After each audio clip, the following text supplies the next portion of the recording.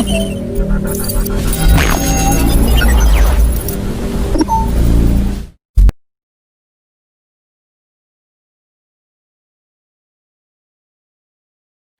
damai sejahtera bagi kita semua, terkhusus buat Jemaat Kerapatan Gereja Protestan Minahasa Sidang Musafir Yogyakarta.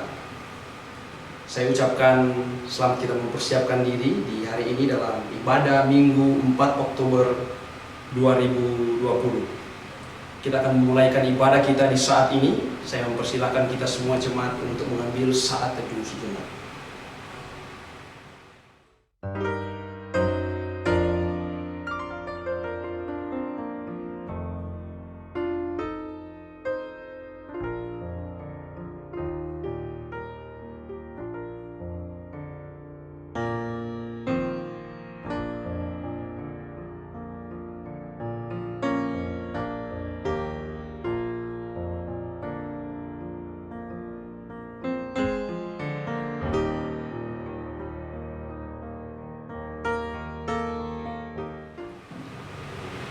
Amin. Saya undang jemaat untuk berdiri.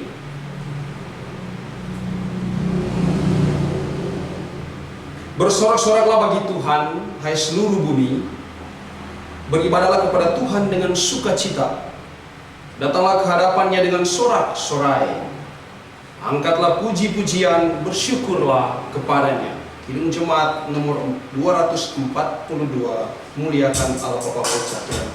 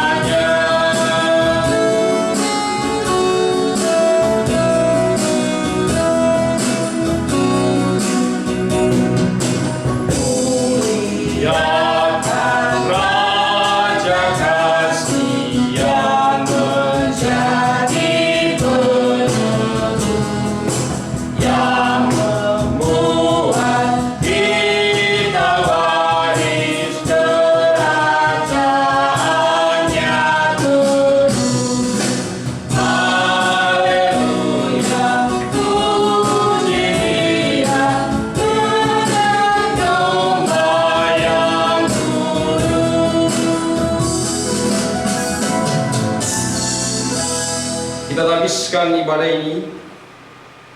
Pertolongan kepada kita adalah dalam nama Tuhan yang menjadikan langit dan bumi, yang mengaruniakan keselamatan di dalam Yesus Kristus, dan yang membimbing kita dalam kuasa Roh Kudus.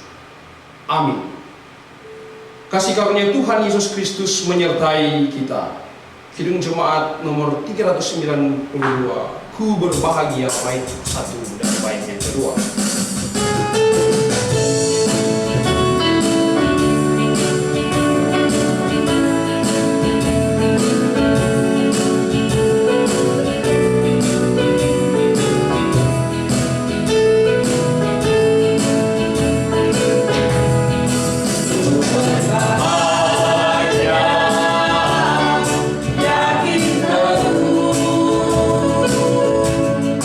Yesus Abang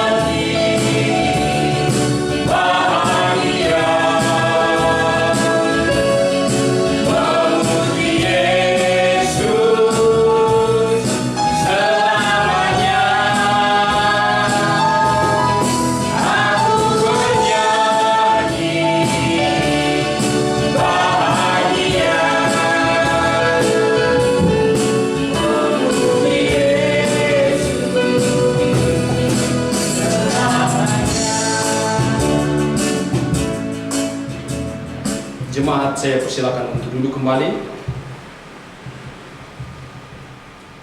Di dalam kehidupan kita hari lepas hari, kita harus menyadari bahwa seringkali kita melakukan hal yang menyakiti hati Tuhan, bahkan sesama kita. Untuk itu, marilah kita mengaku dosa di dalam doa. Kita berdoa. Allah kami yang kami sembah di dalam nama Tuhan Yesus Kristus, kami bersyukur Engkau telah menuntun dan menjaga kehidupan kami hari lepas hari.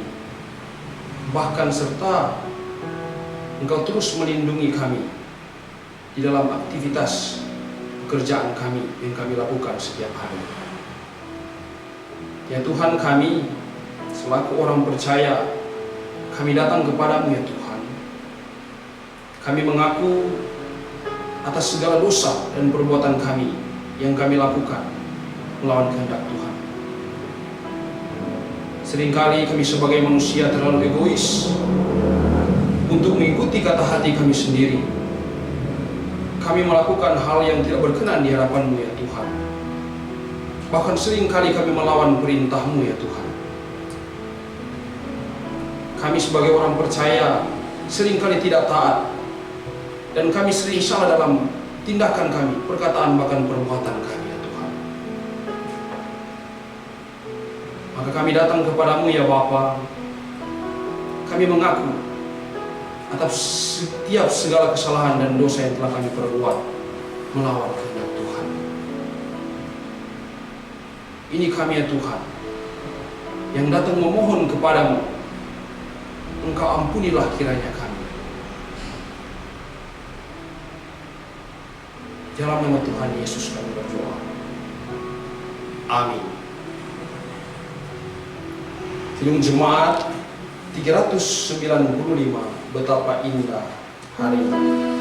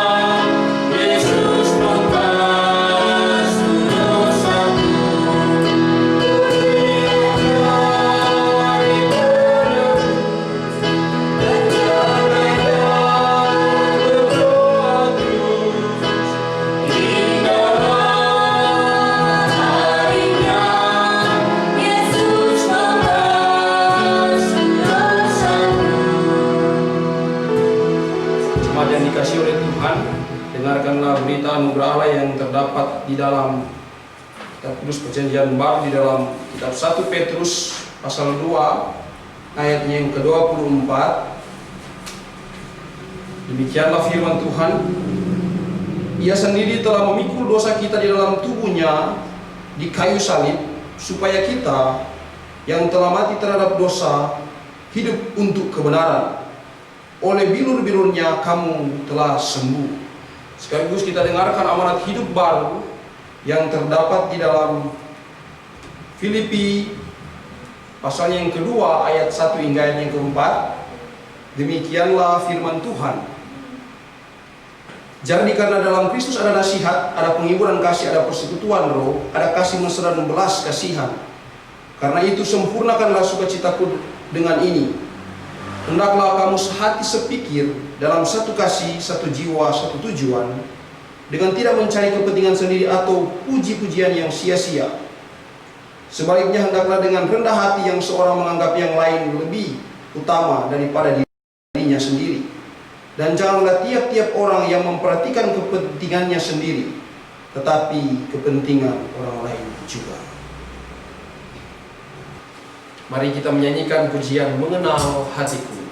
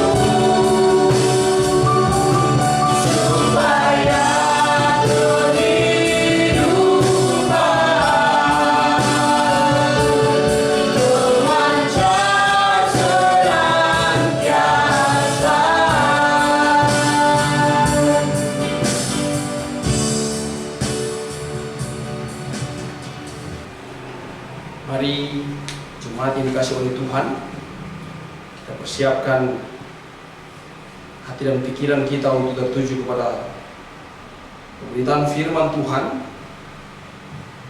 Untuk masuk dalam firman Tuhan, marilah kita berdoa.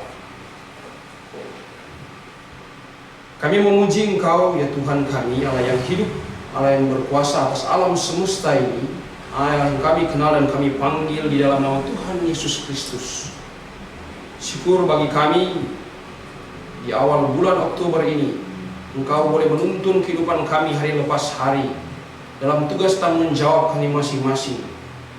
Engkau berikan kesempatan dan hentarkan kami boleh beribadah bersama dalam persekutuan ibadah di hari Minggu ini, ya Tuhan.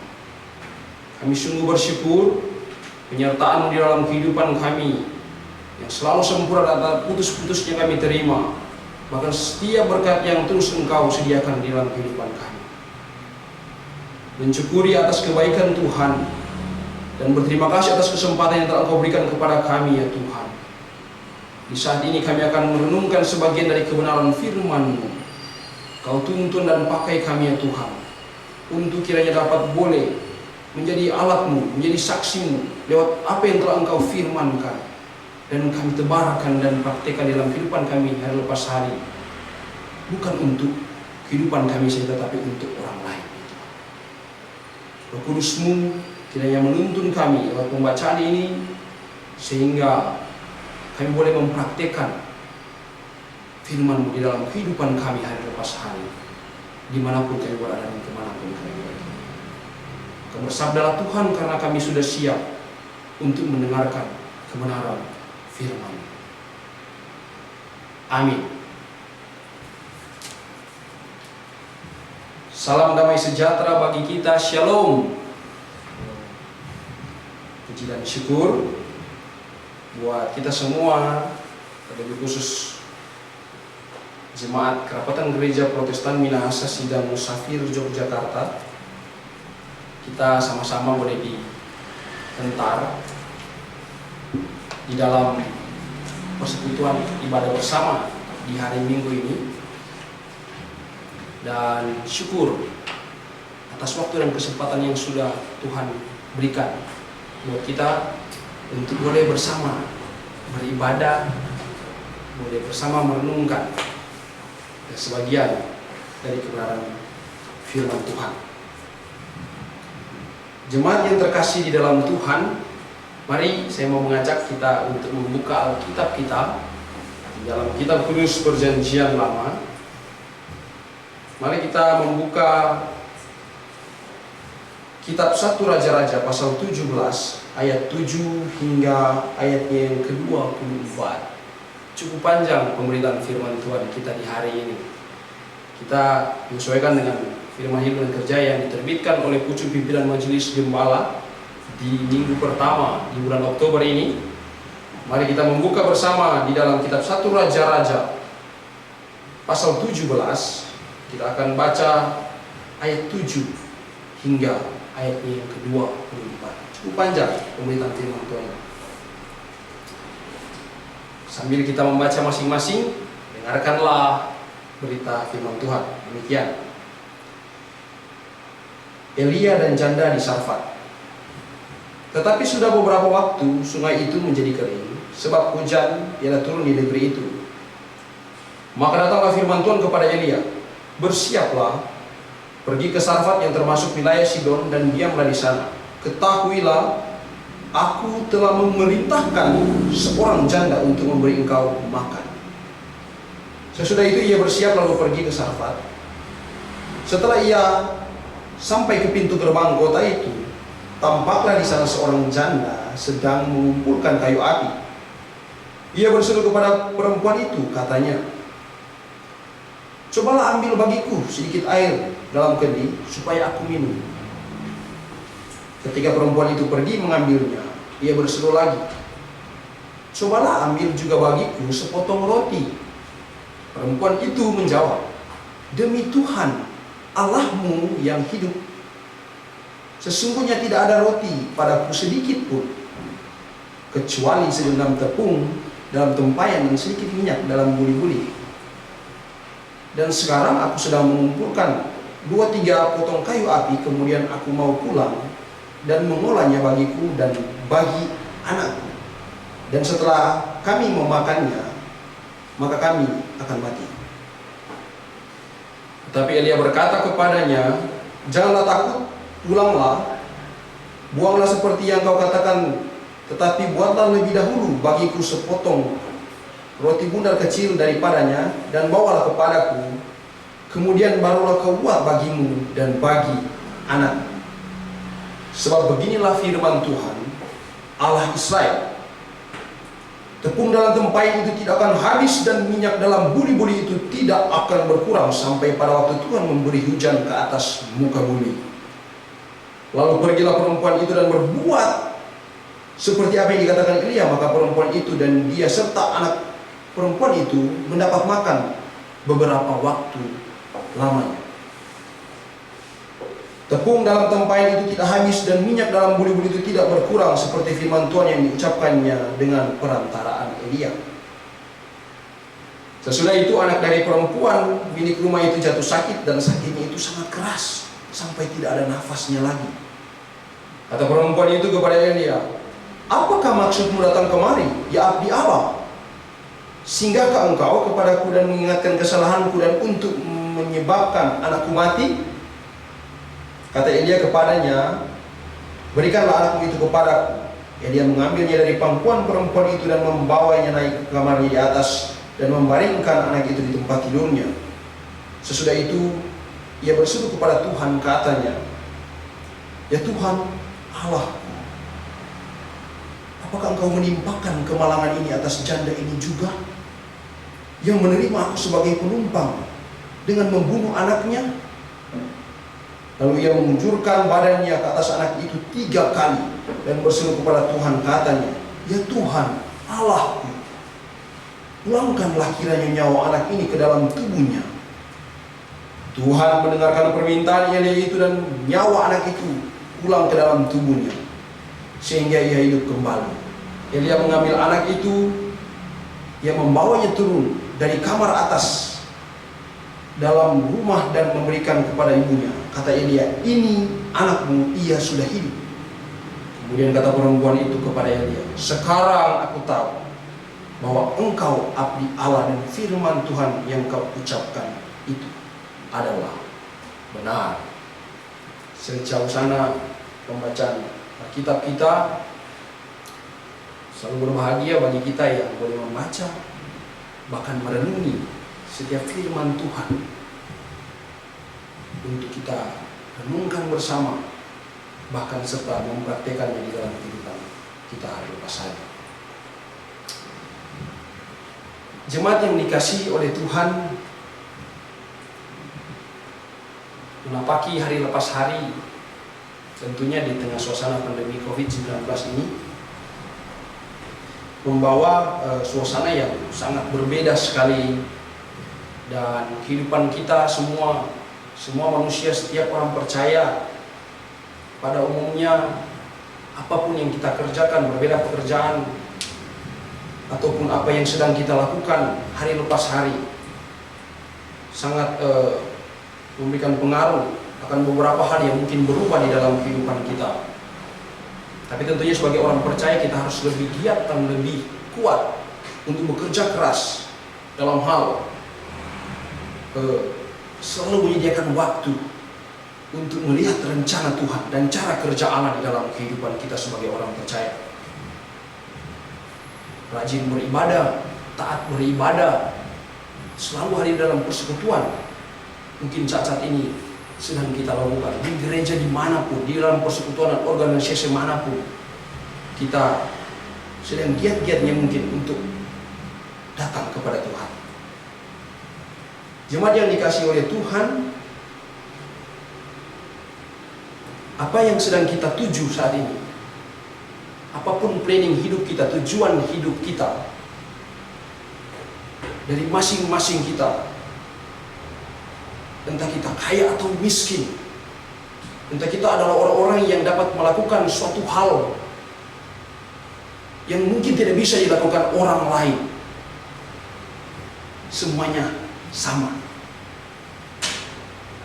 di hari-hari ini kita melalui pergumulan hidup kita dengan kecemasan, ketakutan, kekhawatiran yang mungkin bisa menimpa pribadi kita masing-masing. Maka saya memberikan tema khotbah di hari ini di dalam 1 Raja 17 ayat 7 hingga ayat yang ke-24. Cara hidup orang beriman. Cara hidup orang beriman. Di dalam ayat yang sudah kita baca bersama, jemaat yang dikasihi oleh Tuhan, Elia khususnya sebagai abdi Allah telah memperlihatkan peran pentingnya di dalam kitab ini. Elia sebagai utusan Allah muncul di tengah-tengah pergejolakan pemerintahan raja-raja Israel, di mana secara terang-terangan bersekutu, melakukan persekutuan kepada berhala. Jadi kehadiran Elia adalah juga sebagai utusan Allah untuk melihat bagaimana pergejolakan yang terjadi di tengah-tengah kerajaan atau raja-raja, bahkan orang-orang yang sedang melakukan persekutuan dengan penyembahan berhala. Maka Elia juga sedang bercerita tentang permusuhan antara dia dengan para raja, dengan orang-orang yang jelas-jelas melakukan penyembahan berhala. Perlawanan dengan kehidupan penyembah Baal, orang kafir. Dan dalam bagian ini, kalau kita baca di dalam pasal 17, di ayat 1 hingga ayat yang ke-6, permasalahan di situ meningkat. Kenapa? Karena nubuat Elia tentang tidak akan turun hujan. Elia menyampaikan bahwa tidak akan turun hujan. Di ayat 1 dikatakan di sana, lalu berkatalah Elia orang Tisbe dari Tisbe Gilead kepada Ahab, demi Tuhan yang hidup, Allah Israel, yang kulayani, sesungguhnya tidak akan ada embun atau hujan pada tahun-tahun ini, kecuali kalau kukatakan. Tidak akan terjadi sampai Allah memberikannya. Ini maksud penyampaian Elia. Nah, hari ini mengantisipasi adanya permusuhan lebih lanjut antara Elia dan penyembah Baal. Jadi kemungkinan pada waktu itu orang-orang yang sedang menyembah Baal kepada dewa hujan, dewa api mungkin, sedang menyampaikan suatu kekesalan. Wah, kenapa Elia datang dan dengan semangat mengatakan hal itu? Jadi bagian ini mengantisipasi adanya permusuhan lebih lanjut antara Elia dan penyembah Baal. Konfrontasi dengan para penyembah Baal di Gunung Karmel. Nabi-nabi dipermalukan sebab tidak dapat membujuk Baal menurunkan api dan hujan. Yang kita tahu bersama dengan jelas sebagai orang percaya yang telah mempercayai Allah yang hidup, Allah yang berkuasa atas alam semesta ini, adalah juga Allah yang berkuasa atas semuanya. Jemaat yang dikasihi oleh Tuhan, maka menarik bagi kita untuk memperlihatkan kolaborasi yang diberikan oleh Elia dan seorang perempuan yang disebut janda di Sarfat ini, memperoleh dan melakukan cara-cara kehidupan orang yang beriman. Menarik melihat dua tokoh yang memperhatikan cara hidup beriman itu seperti apa. Maka mari kita belajar bersama. Ada beberapa hal yang menarik di dalam pembacaan ini. Yang pertama adalah sadar dan mengerjakan perintah Allah. Di ayat 9 dan ayat 10 dikatakan di sana, bersiaplah pergi ke Sarfat yang termasuk wilayah Sidon, dan diamlah di sana. Ketahuilah, aku telah memerintahkan seorang janda untuk memberi engkau makan. Dan sudah itu ia bersiap lalu pergi ke Sarfat. Elia bersiap dan dia pergi. Pada bagian ini Elia tidak bertanya lagi kepada Allah. Artinya, tidak ada pertanyaan mungkin ketika Allah mengutus Elia, untuk apa engkau menyuruh hamba ke Sidon? Untuk apa hamba pergi dan bertemu perempuan itu, seorang janda itu? Untuk apa hamba berada di sana? Seakan-akan jika orang lain ketika ada panggilan seperti itu dan ada hal yang harus dikerjakan, kita terlebih dahulu memberikan konfrontasi, artinya selalu memberikan pertanyaan atau mungkin atas dasar kenapa harus kita, atau kenapa harus saya, kenapa tidak orang lain.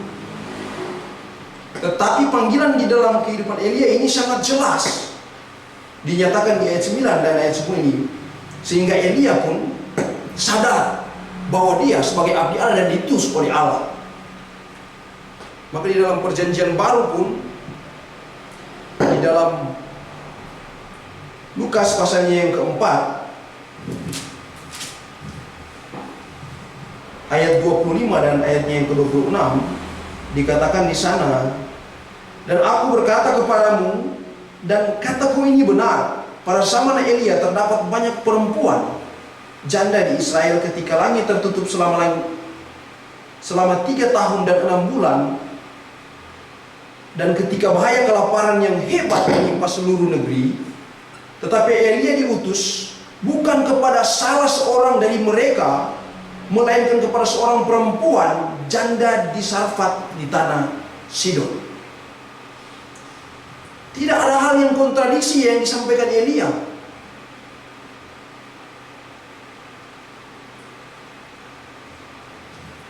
Tidak ada hal protes yang disampaikan oleh Elia. Dia pergi dan bertemu dengan seorang janda dengan maksud dia harus melayani orang-orang yang penyembah Baal daripada seorang janda. Tidak. Tetapi itulah maksud Tuhan yang Tuhan buat di tengah-tengah kehidupan Elia secara pribadi. Di dalam ayat 1 dikatakan di sana, lalu berkatalah Elia orang Tisba kepada Ahab, demi Tuhan yang hidup, Allah Israel. Dengan tegas dia menyampaikan bahwa semua yang terjadi atas karena dasar panggilan Allah di dalam kehidupannya. Elia dengan sadar tahu bahwa ia diutus Allah. Elia pergi menegaskan ketetapan Allah atas dirinya, yakni panggilan.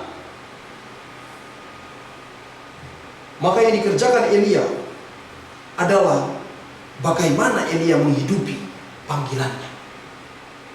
Yang dikerjakan Elia adalah bagaimana ia menghidupi apa yang telah difirmankan Allah lewat kehidupannya secara pribadi.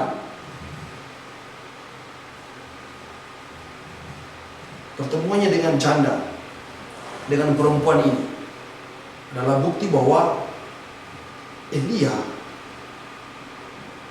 ketika dia sadar bahwa hal itu semata-mata karena panggilan Allah, dia mengerjakan panggilan itu. Dia mengerjakan perintah Allah yang Allah tanamkan di dalam kehidupan secara pribadi. Yang perlu kita lakukan di dalam kehidupan kita lepas hari. Terkadang di dalam satu tujuan hidup, apa yang sedang akan kita kerjakan, planning kita, dan mungkin kita dipertemukan atau diperhadapkan dengan hal-hal yang konfrontasi dengan kehidupan kita. Kebanyakan orang selalu dan pada umumnya lebih menyampaikan protes daripada respek akan apa yang harus dilakukan. Tetapi bukti panggilan Elia di dalam kehidupannya, tidak ada kata penolakan dan tidak ada sesuatu yang Elia sampaikan sebagai bentuk protes. Tetapi ia mengerjakan dan melakukan panggilan itu, bahkan ketika ia sadar ia benar-benar mau menghidupi panggilannya untuk pergi ke Sidon. Yang perlu kita terapkan dari bagian ini adalah kerjakanlah segala sesuatu untuk Tuhan dan bukan untuk manusia. Tanamkanlah pengharapanmu kepada Tuhan Kita mengerjakan sesuatu atas dasar maunya Tuhan. Kita mengerjakan sesuatu atas dasar perintah Tuhan.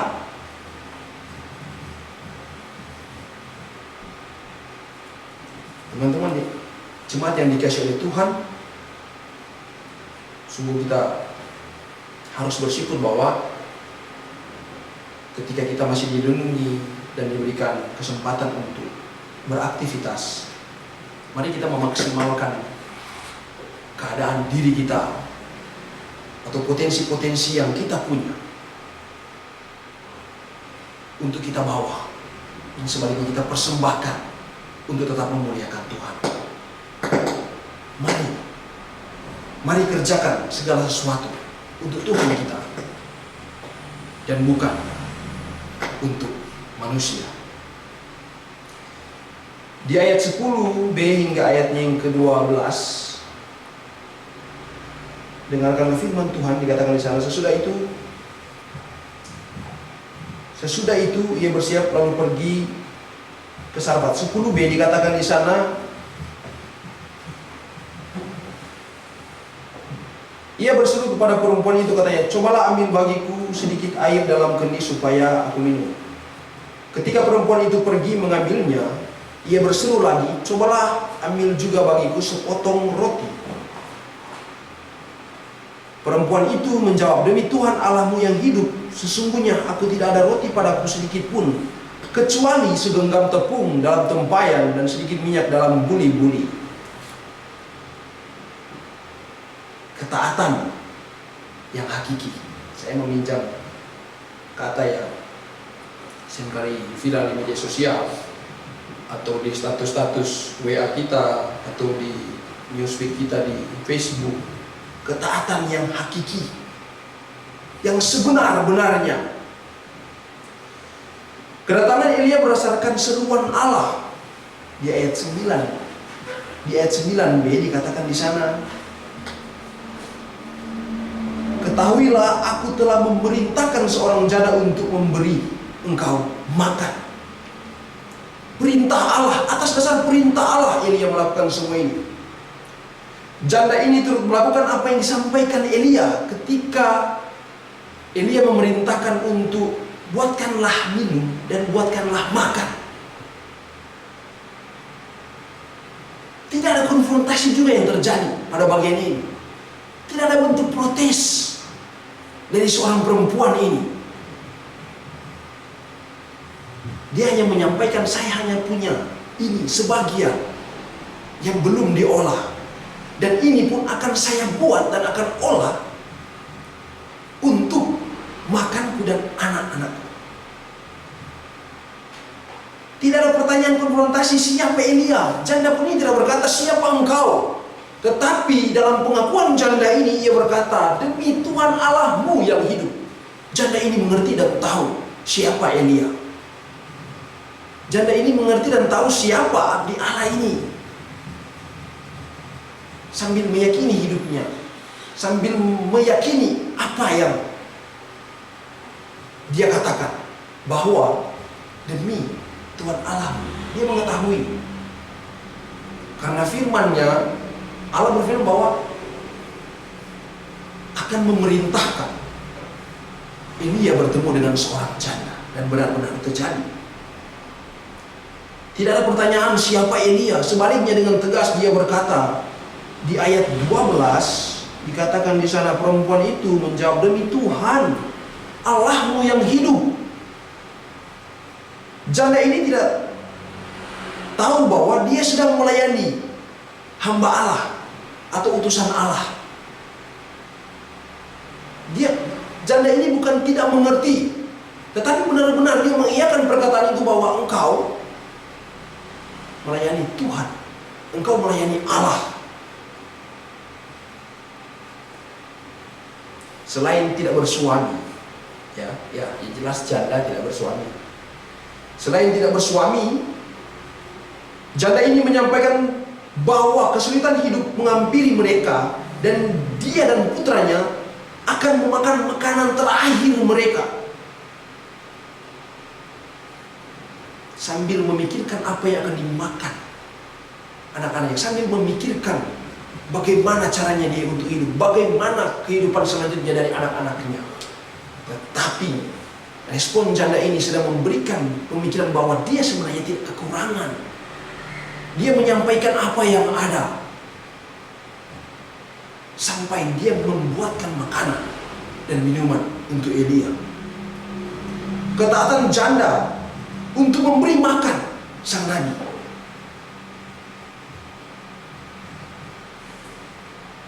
Refleksi atas ketaatan yang dilakukan janda dalam bagian ini adalah bagaimana dia berpikir untuk menukar keadaan yang tidak pasti menjadi pasti.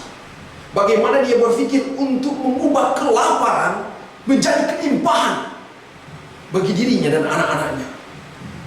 Bagaimana ia berpikir tentang dia yang mungkin sebentar lagi akan mati, tetapi sebaliknya akan diberikan kehidupan yang begitu panjang.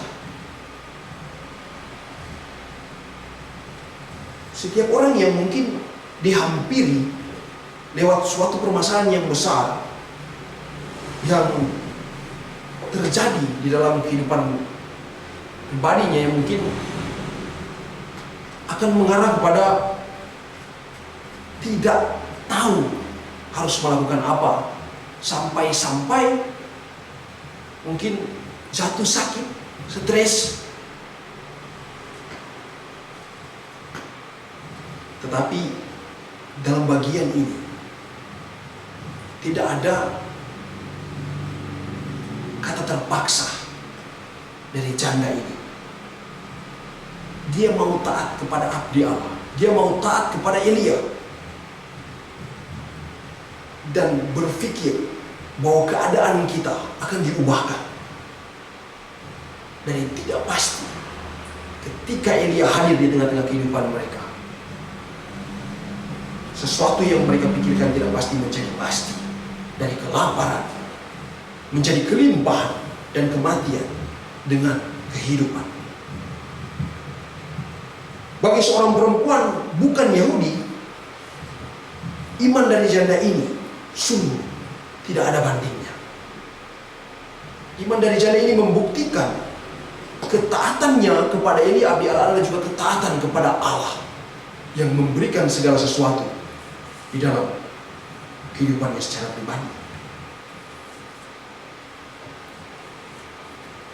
Ketaatan yang hakiki, yang sebenar-benarnya.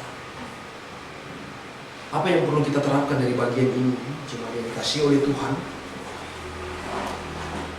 Mari hidup taat, karena kita tahu yang kita lakukan adalah benar dan tidak menyimpang dari kebenaran yang diajarkan firman Tuhan. Karena terkadang kita taat karena ada sesuatu. Karena terkadang kita taat karena kita mungkin menghargai orang lain. Karena terkadang kita taat karena ada bujukan iblis untuk membuat kita jatuh di dalam dosa. Tapi ingatlah bahwa ketaatan yang sebenar-benarnya adalah karena kita melakukan segala sesuatu dengan dasar yang benar dan tidak menyimpang dari kebenaran yang diajarkan firman Tuhan. Jemaat yang dikasihi oleh Tuhan, maka dalam bagian selanjutnya atas peran janda ini, begitu juga Elia, mereka menyampaikan bahwa penting mempercayai pertolongan Allah tetap serta.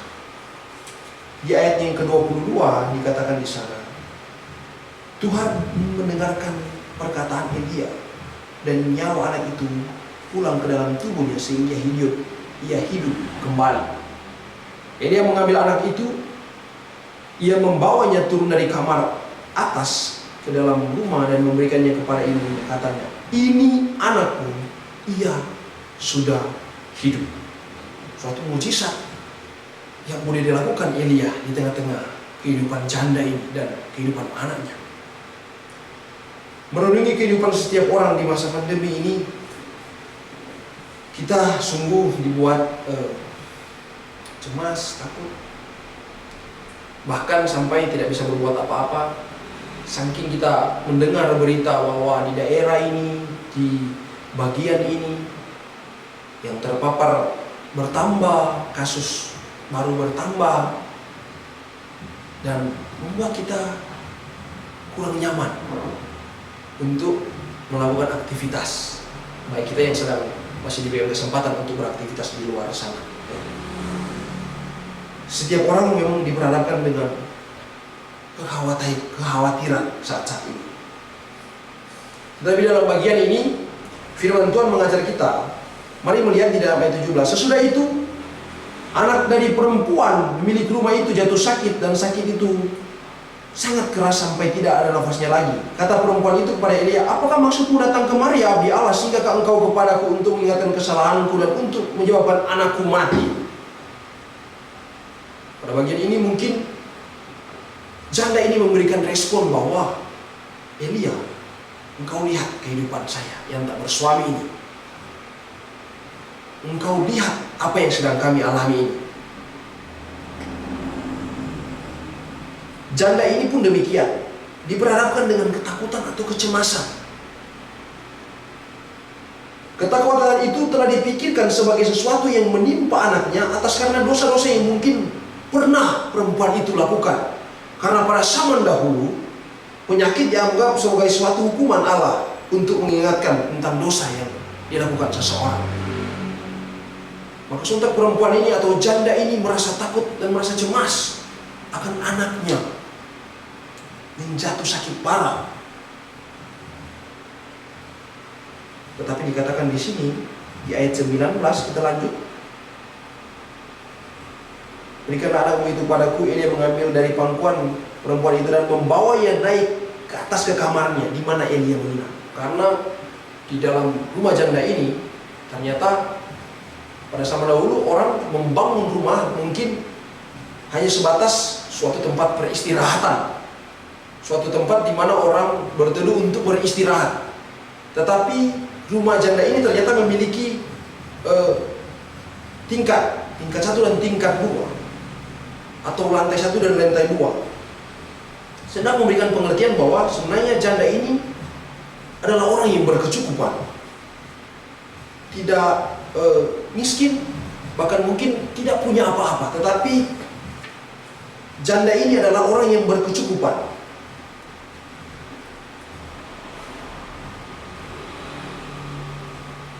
Dari apa yang sedang dialami oleh janda ini, yang perlu kita pelajari adalah kita yang mempunyai segala sesuatu dan kelebihan yang mungkin dapat kita lakukan semau kita. Kita mau pergi kemana, planning kita untuk mengunjungi satu tempat yang mungkin belum kita pernah kunjungi, atau pernah kita berpikir bahwa saya akan membeli sesuatu yang mungkin berharga. Kita berpikir bahwa kita dapat melakukan segala sesuatu dengan yang kita punya, baik kita kaya ataupun kita miskin. Tetapi kita semua saat ini sama-sama sedang diperhadapkan dengan ketakutan. Jadi apa yang janda ini punya, apa yang terjadi dalam kehidupan rumah tangga janda ini tidak menjamin bahwa ketakutan dan kecemasan tidak akan menghampiri hidupnya secara pribadi. Begitu juga kita sebagai orang percaya, apapun yang kita punya, apapun status sosial kita, tidak akan menjamin kita akan luput dari rasa takut. Tidak akan menjamin kita luput dari rasa cemas akan kehidupan kita selanjutnya seperti apa. Apalagi di tengah-tengah situasi pandemi COVID-19 ini. Kita ditantang untuk sebijak-bijaknya dapat melakukan segala sesuatu dengan baik dan benar, sambil tetap meminta pertolongan kepada Tuhan. Dalam bagian ini eksistensi Allah yang Maha Kuasa berlaku bagi keteguhan dan keyakinan Elia di dalam doa, sehingga ia mendoakan dan meminta kepada Tuhan, dan mujizat itu menjadi bagian hidup daripada anak dari janda ini. Peristiwa ini merupakan mukjizat yang tak terbantahkan bahwa orang mati dibangkitkan dalam perjanjian lama. Elia diutus untuk membakar semangat janda ini untuk mengimani cara kerja Allah di dalam kehidupannya dan keluarganya.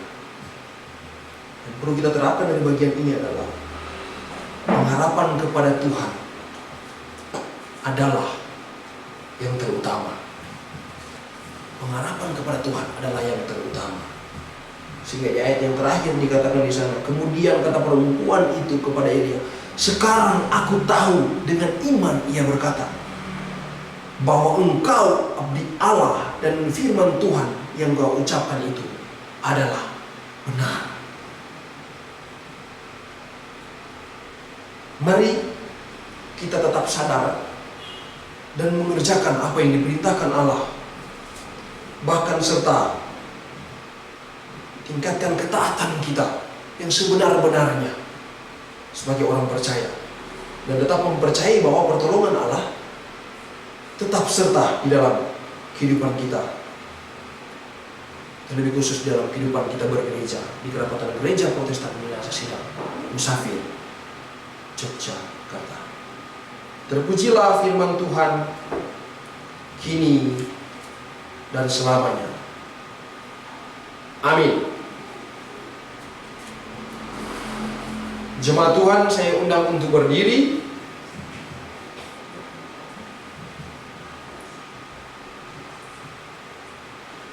Marilah menyatakan iman kita dengan mengucapkan bersama-sama pengakuan iman Rasul. Aku percaya kepada Allah, Bapa yang Maha Kuasa, Halik langit dan bumi, dan kepada Yesus Kristus, anaknya yang tunggal Tuhan kita, yang dikandung daripada Roh Kudus, lahir dari anak darah Maria, yang menderita sengsara di bawah pemerintahan Pontius Pilatus, disalibkan, mati dan dikuburkan, turun ke dalam kerajaan maut. Pada hari yang ketiga bangkit keluar dari antara orang mati, naik ke surga, duduk sebelah kanan Allah, Bapa yang Maha Kuasa, dan akan dari sana untuk menghakimi orang yang hidup dan yang mati. Aku percaya kepada Roh Kudus, gereja yang kudus dan am, persekutuan orang kudus, pengampunan dosa, kebangkitan manusia dan hidup yang kekal. Amin. Jemaat, saya persilakan untuk duduk kembali.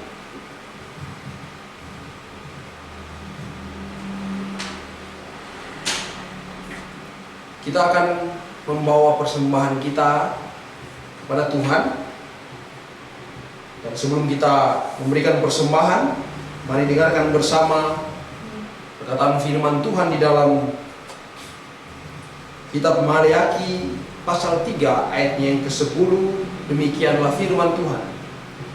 Bawalah seluruh persembahan persepuluhan itu ke dalam rumah perbendaharaan, supaya ada persediaan makanan di rumahku, dan ujilah aku, firman Tuhan semesta alam, apakah aku tidak membukakan bagimu tingkap-tingkap langit dan mencurahkan berkat kepadamu sampai berkelimpahan.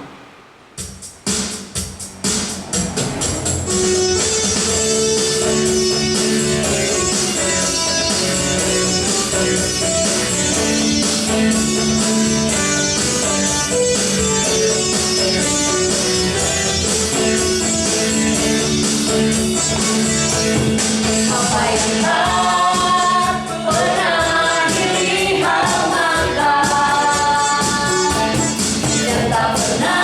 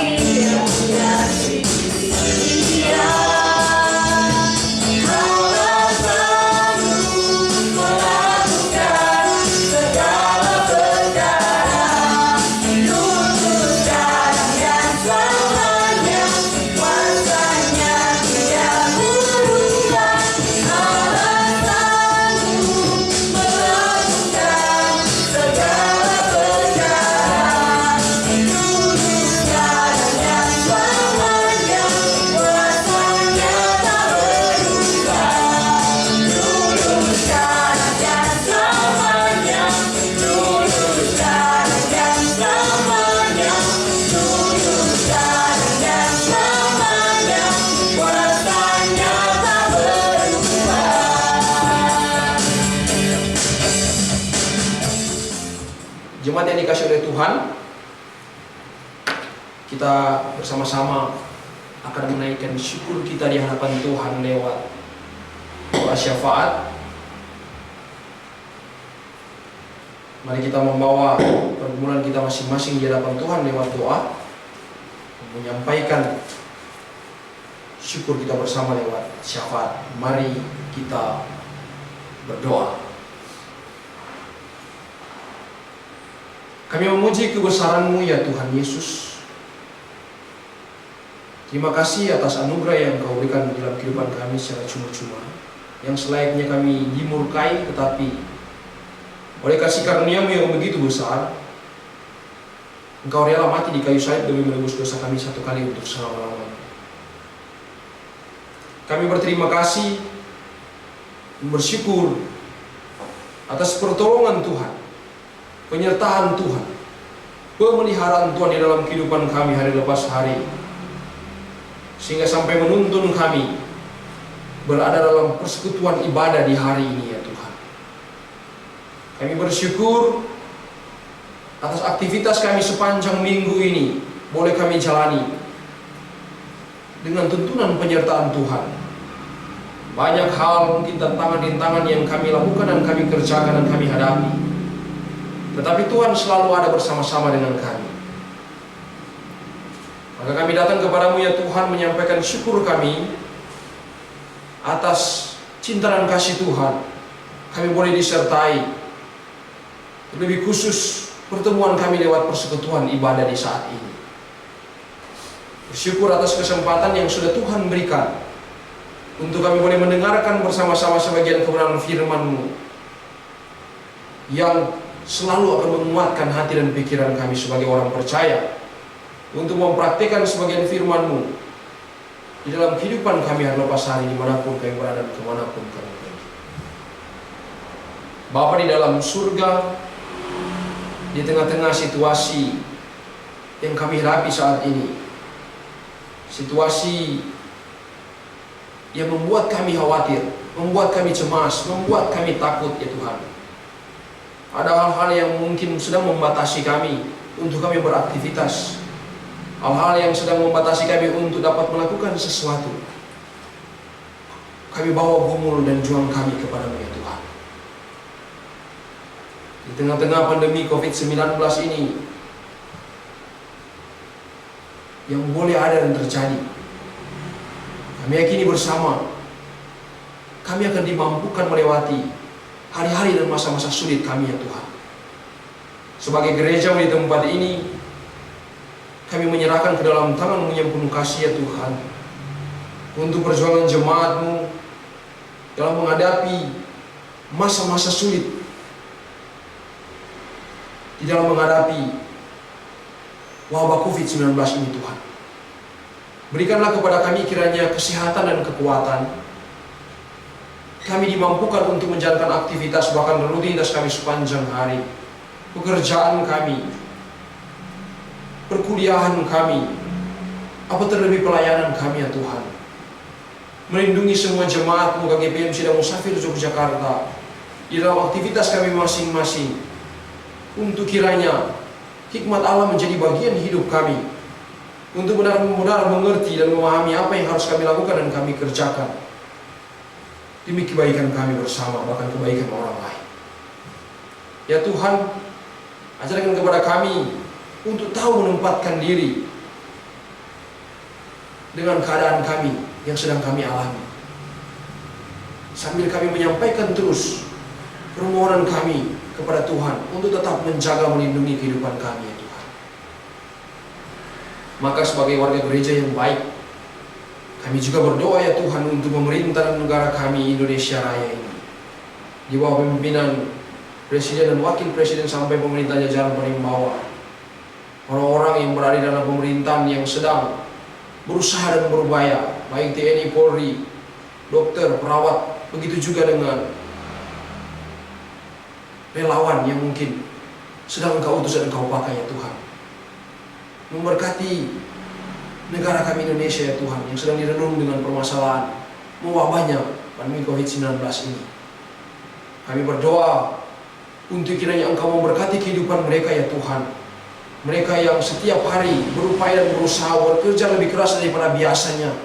Mereka rela meninggalkan rumah, meninggalkan saudara-saudara mereka untuk bekerja keras. Kiranya Tuhan tolong melindungi kehidupan mereka, memberkati kehidupan mereka Tuhan. Begitu juga dengan orang-orang yang terpapar COVID-19. Kami berdoa ya Tuhan, kiranya Tuhan memulihkan kehidupan mereka, Tuhan menyembuhkan mereka, serta menguatkan mereka ya Tuhan.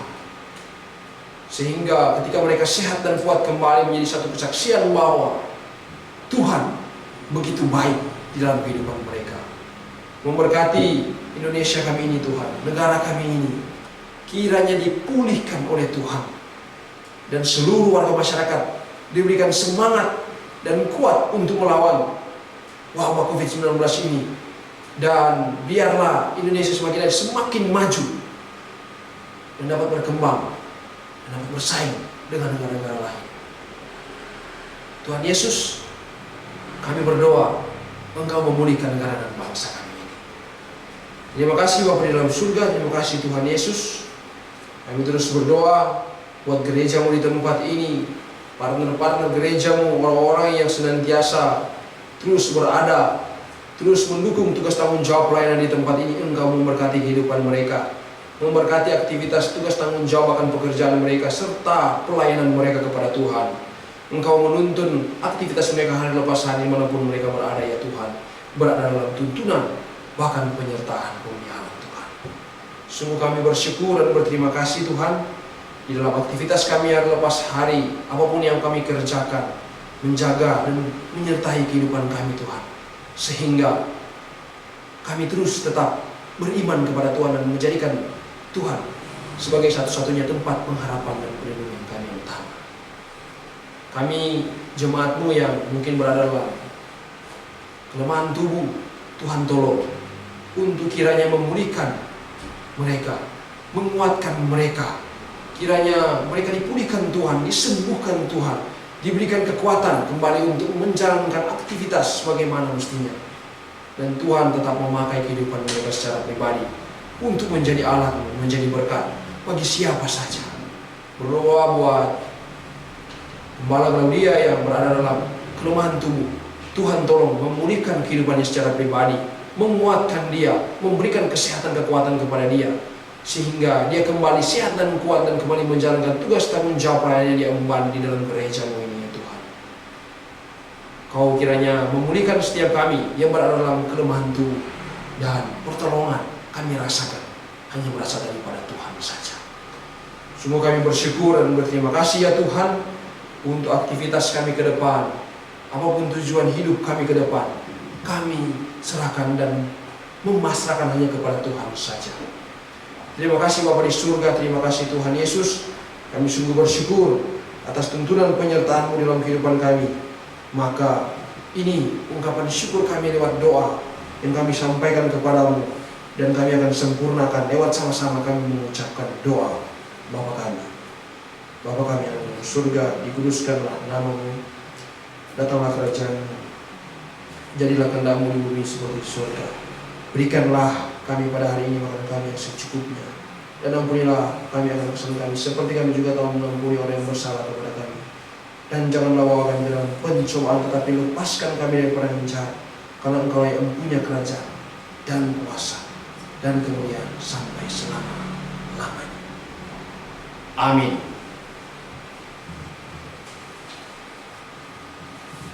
Jemaat yang dikasihi oleh Tuhan, kita akan mengakhiri ibadah kita di hari ini. Saya undang kita semua untuk berdiri.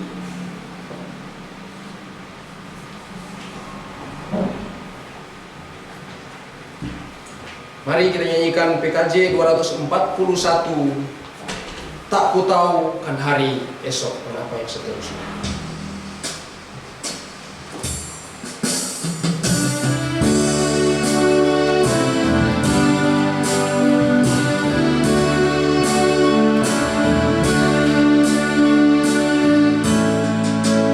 Tak ku tahu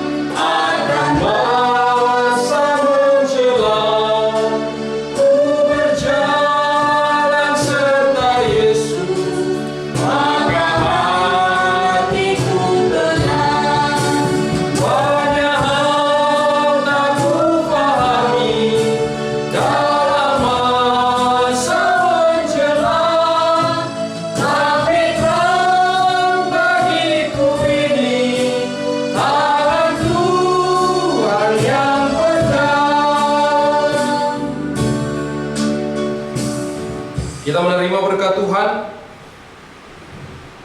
damai sejahtera Allah yang melampaui segala akal akan memelihara hati dan pikiranmu dalam Kristus Yesus dari saat ini dan sampai selama-lamanya.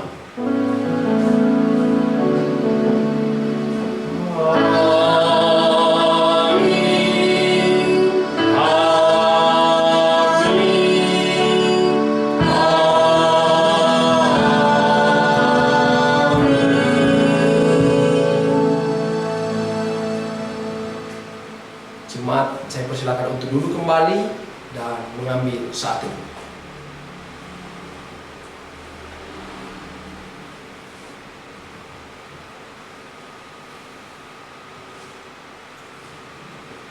Amin. Ibadah kita di hari ini telah selesai. Selamat melanjutkan aktivitas kita kembali. Tuhan Yesus memberkati kita semua. Shalom.